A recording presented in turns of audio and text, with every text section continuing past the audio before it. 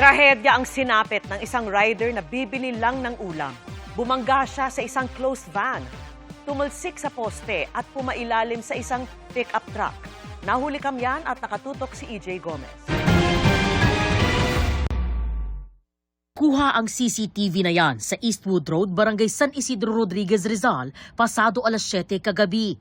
Isang closed van ang biglang napahinto at nabangga ng kasalubong na motorsiklo. Sa kuha ng dashcam ng isang pick-up na kasunod ng closed van, kita ang pagtalsik ng rider at motorsiklo.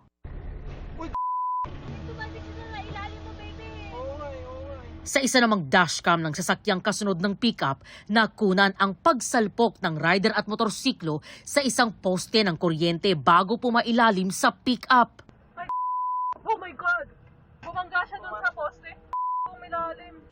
Mula sa pinagbanggaang closed van, halos 15 metro ang layo ng itinalsik ng rider at motorsiklo bago sumalpok sa posting ito, saka tumilapon pabalik ng kalsada at pumailalim sa pick-up.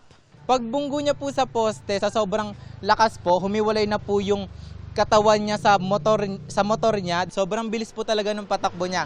May bumibili po dito na customer ko po, tas nasagi niya po yung e-bike na sinasakyan po noon. Pagtingin po namin, duguan na po talaga siya. Ayon sa pulisya, nag-overshoot ang motorsiklo saka bumangga sa kasalubong na closed van. Yun po, madulas yung daan. Tapos ayon sa mga saksi at dun sa mga may nagsabing mekaniko, yung motor do kasi nawala ng preno.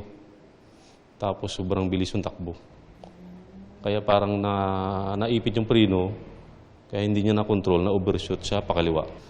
Dahil sa sobrang bilis, halos lahat ng parte ng katawan, ulo, katawan, yung damage. Kaya on the spot, talagang hindi na nabuhay yung rider. Nagkasalubong kaming dalawa. Napansin ko siya na napakabilis ng takbo. Nung lumiko siya sa direksyon ko, napahinto na ako, nagpreno na ako. Sa sobrang bilis ng takbo niya, inabot niya pa rin yung right side. Yung takbo ko po noon, wala pang 20 kph. Ayon sa ina ng 28 anyos na rider, bibili lang sana ng ulam ang biktima nang mangyari ang insidente. Dalawang beses ko pong tinawagan sa magkaibang number pero hindi ko na po siya makontak. Tapos po, ayun po, wala na daw po, nasa ilalim daw po ng sasakyan.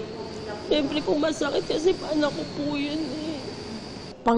Panganay po, 5 po silang magkakapatid, may pamilya po siya.